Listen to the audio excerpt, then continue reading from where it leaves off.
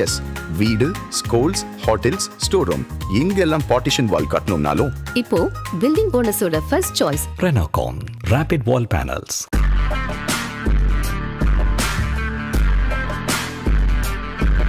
சமீபத்தில் பாகிஸ்தான் பங்களாதேஷோடைய அந்த உறவு அப்படின்றது இந்தியாவை மையப்படுத்தி இந்தியாவை எதிரியாக வச்சு எதிரிக்கு எதிரி நண்பன்ற பார்வையில் ரொம்ப வேகமாக ஒன்று சேரக்கூடிய நிலைமையை நம்ம பார்க்குறோம்.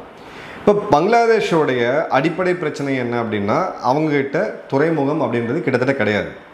டாக்காவில் சிட்டுகாங்கெலாம் எடுத்தீங்க அப்படின்னா பெரிய லெவலில் கார்கோ ஹேண்டில் பண்ணுறதுக்கான கட்டமைப்பும் அங்கே கிடையாது, கப்பல்களும் அங்கே பெரிய லெவலுக்கு வர்றது கிடையாது. ஸோ இந்தியாவுடைய சாலை மார்க்கமாக நம்மளுடைய கொல்கட்டாவில் இருந்து நம்மளோட நேஷ்னல் ஹைவேஸ்ன்னு சொல்லக்கூடிய கோல்டன் குவாலிட்டர்னு சொல்லக்கூடிய மும்பை ரூட் எடுத்து மும்பை துறைமுகமான நவசிவாவில் இருந்து தான் இவங்க அதிகமான ஏற்றுமதிகளை செஞ்சிட்ருக்காங்க, குறிப்பாக அவங்களுடைய கார்மெண்ட் எக்ஸ்போர்ட்ஸ். ரெண்டாவது அவங்களுடைய ஜூட் எக்ஸ்போர்ட்ஸ் மற்றும் காய்கறி, இது எல்லாமே இந்தியாவை சார்ந்து அந்த நாடு இருக்குது. அடுத்தது பார்த்திங்கன்னா நீர், அங்கே போகக்கூடிய நதிகள் எல்லாமே இந்தியாவிலேருந்து போகக்கூடியது. இப்போது இந்தியாவுடைய ஒரு மிகப்பெரிய ஒரு கவுண்டர் மூவ் என்ன இருந்துச்சுன்னு பார்த்தீங்கன்னா, பெனாபோல் அப்படின்ற அந்த செக் பாயிண்ட்லேருந்து, இந்தியா பங்களாதேஷோட செக் பாயிண்ட்லேருந்து தினமும் பார்த்தீங்கன்னா ஒரு 2000-3000 ட்ரக் வந்து பாம்பேவை நோக்கி வரும். அந்த ஒரு வரக்கூடிய சரக்கு போக்குவரத்து, குறிப்பாக கார்மெண்ட் எக்ஸ்போர்ட்ஸுக்கு, ஆர்எம்ஜின்னு சொல்லக்கூடிய ரெடிமேட் கார்மெண்ட்ஸுக்கு இந்தியா ஒரு ப்ரையாரிட்டி கொடுத்துருந்தாங்க. ஏன்னா அந்த நாட்டிலேருந்து வரக்கூடியதை நீங்கள் முதல்ல லோட் பண்ணி அனுப்புங்கன்னு சொல்லிட்டு. அதன் பிறகு அது கட் பண்ணப்பட்டுச்சு. கட் பண்ண பிறகு அது கிட்டத்தட்ட தடையே செஞ்சாங்க. இவங்க செஞ்சுட்டு இருக்கக்கூடிய வேலைக்கு இந்தியா ஒரு சரியான பதிலடியை கொடுத்தது. இப்போது பாகிஸ்தான் ஒரு ஒப்பந்தத்தை போட்டிருக்காங்க, கிட்டத்தட்ட போட போகிறாங்க பங்களாதேஷ் கிட்ட. அவங்க என்ன ஆஃபர் கொடுக்குறாங்கன்னா, கராச்சி துறைமுகத்தை நீங்கள் பயன்படுத்திக்கங்க, கராச்சி துறைமுகத்தை பயன்படுத்தி நீங்கள் ஏற்றுமதி செய்யுங்கன்ட்டு. பாகிஸ்தானுடைய ஒரே கமர்ஷியல் ஹப் அப்படின்றது கராச்சி தான், ஒரு தொழில் நகரம், நம்மளுடைய மும்பை மாதிரியான ஒரு நகரம். அந்த இடத்துல இருந்து தான் பாகிஸ்தானுடைய 70% ஏற்றுமதி இறக்குமதி அப்படின்றது நடந்துக்கிட்டு இருக்கு. இப்போ அந்த துறைமுகத்தை பங்களாதேஷுக்கு ஒரு போர்ட்டோடைய ஒரு எண்டை இவங்க வந்து ஆஃபர் பண்ணுறாங்க. ஒரு தனி முனையமாக பங்களாதேஷ் வந்து இது பண்ணலாம் அப்படின்னு சொல்லிட்டு. இதில் ஜூட் ப்ராடக்ட்ஸு, அதன் பிறகு பார்த்தீங்க அப்படின்னா ஜூட் இம்போர்ட்ஸ், நம்ம வந்து ஜூட் இம்போர்ட்டை தடை செஞ்சுருக்கோம். இப்போ பங்களாதேஷ்க்கு வந்து அலோவ் பண்ணுறது நம்ம கிடையாது. பாகிஸ்தான் ஜூட் உற்பத்தியில் ஒரு அளவுக்கு இருக்கக்கூடிய ஒரு நாடு. ஸோ அதை பயன்படுத்திக்கங்க அப்படின்றது ஒரு முக்கியமான விஷயம். இந்த ஆஃபர் அப்படின்றது இந்தியா பங்களாதேஷோடைய உறவு கிட்டத்தட்ட ஒரு படு பாதாளத்தில் இருக்கக்கூடிய சமயத்தில் ரொம்ப டைம்டாக இவங்க வந்து இதை பயன்படுத்தியிருக்காங்க. இது பங்களாதேஷோட எக்ஸ்போர்ட் ரூட், இந்தியாவை மட்டுமே சார்ந்திருந்த பங்களாதேஷுக்கு இது ஒரு மிகப்பெரிய ஆல்டர்னேட்டிவாக கிடச்சிருக்கு அப்படின்றதையும் நம்ம பார்க்கலாம். தேர்டு பார்த்தீங்க அப்படின்னா ஜாயிண்ட் எக்கனாமிக் கமிஷன் அப்படின்ற மீட்டிங், ஜேஇசியோட மீட்டிங் டாக்காவில் பங்களாதேஷ் பாகிஸ்தான் அப்படின்றது நடந்திருக்கு. இந்த ஜாயிண்ட் எக்கனாமிக் கமிஷன் அப்படின்றதுல 2 நாடுகளுடைய எக்கனாமிக் கோஆப்ரேஷனை பண்ணணும் அப்படின்னு சொல்லி முடிவு பண்ணிருக்காங்க. 20 வருடத்துக்கு பிறகு இந்த கமிஷன் மீண்டும் உயிர் பெற்றிருக்கு. பேகம் கலிதா ஜியா அவர்கள் ஒரு டைம் இவங்க அட்டன் பண்ணாங்க. ஒரு முக்கியமான செய்தி என்ன அப்படின்னு பார்த்தீங்கன்னா, பங்களாதேஷில் உலகத்தில் எந்த துறைமுகத்திலேருந்து எந்த நாட்டிலேருந்து சரக்கு போக்குவரத்து வந்தாலும் அவங்களுடைய ரெகுலர் செக்கிங் வந்து நடக்கும். ஆனால் பாகிஸ்தான்லேருந்து வந்தால் மட்டும் அதற்கு உண்டான செக்கிங் அப்படின்றது ரொம்ப ரொம்ப அதிகம். யூனிஸ் வந்த பிறகு அந்த ஒரு டபுள் செக்யூரிட்டி செக், ஏன்னா பாகிஸ்தான்லேருந்து பிரேக் ஆன ஒரு நாடு தான் பங்களாதேஷ், தன்னுடைய எதிரியாக பார்த்த ஒரு நாடு, அங்கேருந்து வர சரக்கு போக்குவரத்து குறிப்பாக ட்ரக்ஸ் ட்ரேட் அதிகமாக இருக்குதுன்னு சொல்லி டபுள் ஆய்வுக்கு உட்படுத்திக்கிட்டு இருந்தாங்க பங்களாதேஷோட கஸ்டம்ஸ் அதிகாரிகள். இன்றைக்கி அந்த நடைமுறை வந்து விளக்கப்பட்டிருக்கு. அதோடைய அடுத்த பரிமாணமாக இவங்க துறைமுகத்தை பயன்படுத்துகிற அளவுக்கு இவங்க மூவ் பண்ணுறாங்க அப்படின்றத பார்க்குறோம். அதே மாதிரி பார்த்தீங்க அப்படின்னா யூனிஸோடைய இந்த டைமில் இந்தியாவுடைய டிரான்ஸ்ஷிப்மெண்ட் அக்ரிமெண்ட்டை நம்ம கேன்சல் பண்ணியிருக்கிறோம். ஸோ இப்போ இங்கே ஒரு காமன் ஃபேக்டர் அகைன் டினாமினேட்டர் யாருன்னு பார்த்தீங்கன்னா சைனா. ஏன்னா சைனாவுடைய ஒரு அடிமை நாடு பாகிஸ்தான், இன்றைக்கி வேகமாக இன்னொரு அடிமை நாடு உருவாகி இருக்கிறது பார்த்தீங்கன்னா பங்களாதேஷ். ஸோ இவங்க 2 பேருக்குள்ளே எப்படியாவது இந்த ஒரு அக்ரிமெண்ட்டை கொண்டு வரணுன்றது சைனாவும் ஃபெசிலிட்டேட் பண்ணியிருக்காங்க. இப்போது ஜஸ்ட்டு நம்ம வந்து ஒரு லீகல் ஃபேக்டரை வந்து காஸ்ட் ஃபேக்டர் இதை வந்து நம்ம எடுத்து பார்ப்போம். பாகிஸ்தானுடைய reduced custom duty jute import, அதாவது பங்களாதேஷ் ஜூட் எக்ஸ்போர்ட்டு பாகிஸ்தானில் இம்போர்ட் பண்ணக்கூடியது, பங்களாதேஷ் வந்து எக்ஸ்போர்ட் பண்ணுறாங்க, பாகிஸ்தானில் இம்போர்ட் பண்ணுறாங்க. இதற்கான வரி அவங்க குறைச்சது அப்படின்றது பங்களாதேஷுக்கு ஒரு சின்ன டெம்பரரி ரிலீஃபை வந்து கொடுக்குது, ஜூட் இம்போர்ட்டை நம்ம பேன் பண்ணிடுறதுனால. அடுத்தது பார்த்தீங்க அப்படின்னா பாகிஸ்தானுடைய ஏற்றுமதி பங்களாதேஷுக்குன்றது 778 மில்லியன். அதில் அதிகமாக பார்த்தீங்கன்னா அரிசி தான் போயிட்டுருக்கு. அதில் பங்களாதேஷோடது பார்த்தீங்க அப்படின்னா 865 மில்லியன். கிட்டத்தட்ட பார்த்தீங்க அதில் வந்து 38% அப்படின்றது ஜூட் மட்டுமே, சணல் மட்டுமே. இதுதான் பாகிஸ்தானுக்கு எக்ஸ்போர்ட் ஆகிட்டு இருக்கு. அதை அவங்க கார்பெட்டாக இது பண்ணி அதுக்கப்புறம் அவங்க எக்ஸ்போர்ட் பண்ணிகிட்டு இருக்காங்க. ரெண்டாவது பார்த்தீங்க அப்படின்னா மாம்பழ உற்பத்தி பாகிஸ்தானில் ஒரு கணிசமான அளவுக்கு இருக்குது. அதை பங்களாதேஷுக்கு கொண்டு போகணும் அப்படின்றத இவங்க வந்து முடிவு பண்ணுறாங்க. இப்போ இந்த மாம்பழம் அப்படின்றது இங்கே பங்களாதேஷில் அதிகமாக எல்லார் மக்களுமே விரும்பக்கூடியது, புவர் மேன்ஸ் ஃப்ரூட்டுன்னு நம்ம சொல்லுவோம். அந்த இடத்துல இந்தியாவுடைய மாம்பழ ஏற்றுமதி நம்ம கட் பண்ணி வச்சுருக்கோம். இந்த பங்களாதேஷ் பிரச்சனை பிறகு, குறிப்பாக அங்கே இந்துக்கள் கொல்லப்பட்ட பிறகு இங்கே இருக்கக்கூடிய பல வர்த்தக யூனியன்கள், அசோசியேஷன்கள் வந்து தடை செஞ்சாங்க. இப்போ இந்தியா விட்ட ஸ்பேஸை பாகிஸ்தான் போய் நிரப்பணும் அப்படின்னு சொல்லி பார்க்குறாங்க. இப்போது இந்தியா மூலியமாக மும்பை போர்ட் வழியாக ஏற்றுமதி செய்கிறதுக்கும், இல்லை இலங்கையை பைபாஸ் பண்ணி சுற்றி போய் கராச்சி துறைமுகத்துலேருந்து ஏற்றுமதி பைபாஸ் பண்ணி அங்கே போய் ஏற்றுமதி செய்கிறதுக்கும் உண்டான காஸ்ட் என்ன அப்படின்றத நம்ம ரஃபாக ஒரு கால்குலேஷன் பண்ணோம். கராச்சியிலிருந்து பங்களாதேஷ் போர்ட்டுக்கு வரணும் அப்படின்னா 2000 நாட்டிக்கல் மைல், கிட்டத்தட்ட 2 வாரம் ஆகும். இது பீனாபோல் வழியாக வெஸ்ட் பெங்காலிருந்து மும்பை போகிறது வெறும் 5 நாள் தான். ஸோ இது வந்து 2 வாரம். காஸ்ட்டும் அதிகமாகுது, டைமும் அதிகமாகுது. லாஜிஸ்டிக்ஸ் காஸ்ட் அப்படின்றது இதெல்லாம் லோ வேல்யூ கூட்ஸு, இதில் இவங்களால் கம்பீட் பண்ண முடியாது. ரெண்டாவது, இந்த ஷிப்மெண்ட் காஸ்ட் அப்படின்றது பங்களாதேஷோடைய ஏற்றுமதியாளர்கள், குறிப்பாக ஆர்எம்ஜின்னு சொல்லக்கூடிய ரெடிமேட் கார்மெண்ட்ஸுக்கு ஒரு மிகப்பெரிய பாதிப்பை கொடுக்கும்.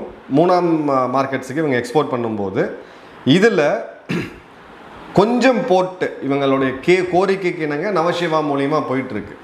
ஸோ இந்த பக்கம் இருக்கக்கூடிய பங்களாதேஷ்லேருந்து ஒரு நேர்கோட்டில் மும்பைக்கு ஏற்றுமதி செய்கிறது கரெக்டாக, இல்லை இலங்கையை சுற்றி போய் நீங்கள் கராச்சியில் 2000 நாட்டிக்கல் மைலில் போய் அன்லோடிங் பண்ணி பண்ணுறது கரெக்டாக அப்படின்னு கேட்டிங்கன்னா நம்ம விட எல்லாருக்குமே தெரியும். அடுத்தது பார்த்தீங்க அப்படின்னா இது கம்ப்ளீட்டான ஒரு ஆப்டிக்ஸ். இது இந்தியாவுக்கு எதிராக நாங்கள் ஒன்று சேர்றோம்ன்றதுக்கான ஒரு ஜிமிக் தானே தவிர ரியாலிட்டியில் இந்த மாதிரியான ஒரு நிகழ்வு அப்படின்றது ரொம்ப ரொம்ப பாசிபிலிட்டி கம்மி. ஏன்னா கராச்சி போட்டு அதோடைய கெப்பாசிட்டிக்கு அதிகமாக அவங்க ஹேண்டில் பண்ணிக்கிட்டு இருக்காங்க. கராச்சியிலேருந்து நீங்கள் எக்ஸ்போர்ட் பண்ணணும், இதெல்லாம் கேட்குறதுக்கு நல்லாயிருக்கும். இப்போ நடுப்பட்ட காஸ்ட்டை வந்து யார் பேர் பண்ண போகிறாங்க அப்படின்ற போது பங்களாதேஷோட ஏற்றுமதியாளர்களுக்கு இது ஒரு அடிஷ்னல் காஸ்ட். ஸோ அவங்களால இதை வந்து பண்ண முடியாது. ரெண்டாவது பார்த்தீங்க அப்படின்னா இந்த ரோடு வழியாக போகிறது, நம்ம ரோடை மட்டும் கொடுக்கல பங்களாதேஷுக்கு. பங்களாதேஷ்லேருந்து இந்தியாவுக்கு வந்து பெட்ரோல் டீசல் போட்டு போகக்கூடிய அவங்க ட்ரக்ஸுக்கு வந்து ஒரு பெரிய சேவிங்ஸ் இருக்குது. அது தவிர நவசிவாவில் இருக்கக்கூடிய போர்ட், அது மும்பையோடைய மிக முக்கியமான துறைமுகம், அது இந்தியாவுடைய மிக முக்கியமான துறைமுகம். ஜேஎன்பிடி போர்ட்டில் பார்த்தீங்கன்னா நமக்கே வந்து பீக் சீசனில் பார்த்தீங்கன்னா நிறைய டெட்டென்ஷன் நடக்கும். ஏன்னா அவ்வளோ சரக்கு போக்குவரத்து அங்கே ஸ்தம்பிக்கக்கூடிய நிலைமையில் இருக்கும். ஆனால் பங்களாதேஷுக்கு ப்ரையாரிட்டி கெட் த்ரூ இருந்துச்சு. அவங்க நினச்சா உள்ளே போக முடியும். இந்தியாவோடைய ஏற்றுமதி இருக்கக்கூடிய ட்ரக்கள் கூட அவங்களுக்கு வந்து ப்ரையாரிட்டி கிடைக்குது. இன்றைக்கி அந்த ப்ரையாரிட்டி கம்ப்ளீட்டாக காலி. அடுத்தது பார்த்தீங்க அப்படின்னா பங்களாதேஷோடைய ஜூட் எக்ஸ்போர்ட் அப்படின்றது $13 மில்லியன் ஜூலை மாதம் 2024 $13 மில்லியன் இந்தியா இதை தடை செஞ்ச பிறகு $3.5 மில்லியன் குறைஞ்சிருக்கு. $13 மில்லியன் $3.5 மில்லியன், கிட்டத்தட்ட 70% பார்த்தீங்கன்னா இந்த ஏற்றுமதியோட இதுன்றது குறைஞ்சிருக்கு. இதே வால்யூமை பாகிஸ்தானால் வாங்க முடியுமானா கண்டிப்பாக வாங்க முடியாது. இந்தியாவை ரீப்ளேஸ் பண்ணணும்னு நினைக்கும் போது அதற்கான பொருளாதார வலிமையும் இந்த நாட்டுக்கு தேவை. இவங்களே போய் பிச்சை எடுத்துகிட்டு இருக்காங்க. இப்போ 2 பேர் சேர்ந்து புதுசாக யார்கிட்ட பிச்சை எடுக்கிறன்ற பேச்சுவார்த்தை தான் அங்கே நடந்துக்கிட்டு இருக்கு. அடுத்தது பார்த்தீங்க அப்படின்னா இந்தியாவுடைய ரீஜனல் டாமினன்ஸை நாங்கள் எதிர்க்கிறோம். உங்களுக்கு ஈஸ்டில் நீங்கள் எங்கள் பலுச்சிஸ்தான் சைடில் நீங்கள் எங்களுக்கு பண்ணுறீங்கல்ல, நீங்கள் ஆப்கானிஸ்தானை எங்களுக்கு எதிராக கிளை போடுறீங்கல்ல, உங்களுடைய வடகிழக்கு மாநிலங்களை நாங்கள் கை வைப்போம், உங்களுடைய ஒரு கால நண்பனாக இந்த பங்களாதேஷை நாங்கள் பயன்படுத்துவோம் அப்படின்ற போது இது கிளியர் கட்டாக ஒரு சிம்பிள் இன்றைக்கி ஒரு 10th படிக்கக்கூடிய மாணவன், லாஜிஸ்டிக்ஸ் இன்ட்ரெஸ்ட் கூடிய மாணவனை ஒரு நேர்கோடு போட்டு ரோடு வழியாக கூகுள் மேப்பில் எவ்வளோ ஆகுது இதில் பார்த்தாலே தெரியும். இது வந்து கம்ப்ளீட்டான ஒரு ஃபெயிலியர் ஆகக்கூடிய ப்ராஜெக்ட் அப்படின்றது தான். ரெண்டாவது, கராச்சி போர்ட் ஆஃபர் அப்படின்றது ஒரு கிளியர் கட்டான ஆப்டிக்ஸ் தானே தவிர இது ஒரு பெரிய கேம் சேஞ்சராக இந்த முட்டாள்கள் 2 நாடுகளிலிருந்துமே கொண்டாடிக்கிட்டு இருக்காங்க. சில பேர் நாங்கள் இந்தியாவை பைபாஸ் பண்ணிட்டோம், இந்தியாவை இது பண்ணிட்டோம் அப்படின்னு சொல்லிட்டு. பட் அடிப்படையாக பாகிஸ்தான் பங்களாதேஷ் உறவில் இந்தியா பயப்பட வேண்டியது, இந்தியா உஷாராக இருக்க வேண்டியது 3 இடங்கள். ஒன்று, நம்மளுடைய அந்த ரோஹிங்கியா இன்ஃபில்ட்ரேஷன்.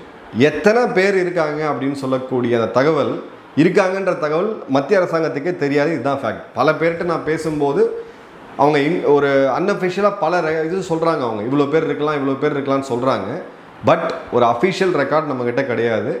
இவர்கள் உள்ளே வரும்பொழுது நம்ம நாட்டுடைய வளங்கள், இங்கே இருக்கக்கூடிய வேலைவாய்ப்பு பறிப்போகிறது மட்டுமே இல்லாமல் ஒரு ரேடிக்கலைஸ்டான மைண்ட் செட் உள்ள ஆட்கள், இவங்களால் மிகப்பெரிய சட்டம் ஒழுங்கு பிரச்சனையும் வரும். செகண்டு பார்த்தீங்க அப்படின்னா, இந்தியாவுக்கு எதிராக இருக்கக்கூடிய சில இன்சர்ஜென்ஸ் அமைப்புகளை பங்களாதேஷை புகலிடம் கொடுத்து அங்கே ஐஎஸ்ஐ எப்படி இவங்க வந்து காஷ்மீரில் பயங்கரவாதத்தை ஆரம்பித்தாங்களோ அதே மாதிரியான மத ரீதியான ஒரு பயங்கரவாதத்தை வெஸ்ட் பெங்கால், அஸ்ஸாம், திரிபுரா இந்த 3 மாநிலங்களில் ஆரம்பிக்கிறதுக்கான வேலைகளை அவங்க மும்முரமாக பண்ணிகிட்டு இருக்காங்க. அன்சருல்லா டீம் சொல்லக்கூடிய ஏபிடி, அன்சருல்லா பங்களா டீம் சொல்லக்கூடிய ஏபிடி, அதோடைய ஆட்கள் பார்த்திங்கன்னா கேரளாவில் வந்து இவங்களை ட்ராக் பண்ணக்கூடிய அளவுக்கு இவங்களுடைய நெட்வொர்க் இருக்குது. ஸோ அந்த ரேடிக்கலைசேஷன், கிராஸ் பார்டர் ரேடிக்கலைசேஷன், அதோடைய எக்ஸ்ட்ரீமிசம் சம்மந்தப்பட்ட பிரச்சனைகள் இந்தியாவுக்கு கிளியர் கட்டாக உஷாராக இருக்கணும். 3வது, அங்கே இருக்கக்கூடிய மிலிட்ரி பேஸஸை க்ளோஸாக கண்காணிக்கக்கூடிய வேலையை இவங்க பண்ணுவாங்க. அதில் ஒரு இதில் என்னென்னு பார்த்தீங்க அப்படின்னா, சபாட்டேஜ் ஆக்டிவிட்டீஸ்க்கு பங்களாதேஷோட இளைஞர்கள் குறிப்பாக அவங்கள அந்த ரேடிக்கல் மைண்ட் செட்டு கொண்டு வந்து இந்தியாவுக்கு எதிராக திருப்பி விடக்கூடிய வேலைகளை வந்து பண்ணுவாங்க.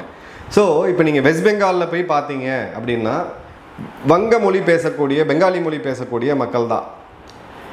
இதில் நீங்கள் யார் பங்களாதேஷி அப்படின்றது நீங்கள் பிரித்து கண்டிப்பாக இவங்களால் பார்க்கவே முடியாது.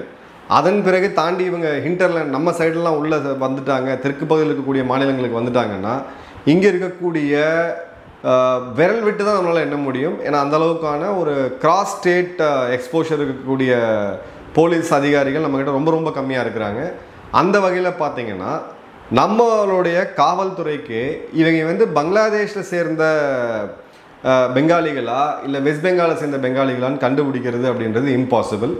இதை தாண்டி இந்த போர்ட்டு, துறைமுகம், இராணுவ ரீதியாக இவங்க வந்து பங்களாதேஷ் ஒரு ஃப்ரண்ட்டை ஓப்பன் பண்ணிடுவாங்க அப்படின்னா பங்களாதேஷோடைய இராணுவத்துக்கு இந்தியாவுடைய பிஎஸ்எஃப் போதுமானது. நம்ம இராணுவத்தை பற்றிலாம் பெருசாக அலட்டிக்கணுன்ற அவசியமே கிடையாது. ஆஃப் சிந்தூரோடைய ஒரு மினியேச்சர் வெர்ஷனை இந்தியா இந்த பக்கம் நடத்தினாங்க அப்படின்னா பங்களாதேஷ் 2வது நாள் சரண்டர் ஆகக்கூடிய நிலைமை வந்து ஏற்படும். ஸோ இராணுவ ரீதியாக நம்ம பெருசாக அலட்டிக்க தேவையில்லை. பட் இன்டர்னல் செக்யூரிட்டியில் நிச்சயமாக இது ஒரு பெரிய தாக்கத்தை ஏற்படுத்தும். அடுத்தது இவங்க என்ன ஆப்டிக்ஸில் போகிறாங்கன்றதை பார்த்துட்டு இன்னொரு டீட்டெயில் வீடியோ போடுவோம். உங்களுடைய கமெண்ட்ஸை மறக்காமல் கமெண்ட் பாக்ஸில் போடுங்க. நன்றி, வணக்கம், ஜெயஹிந்த்.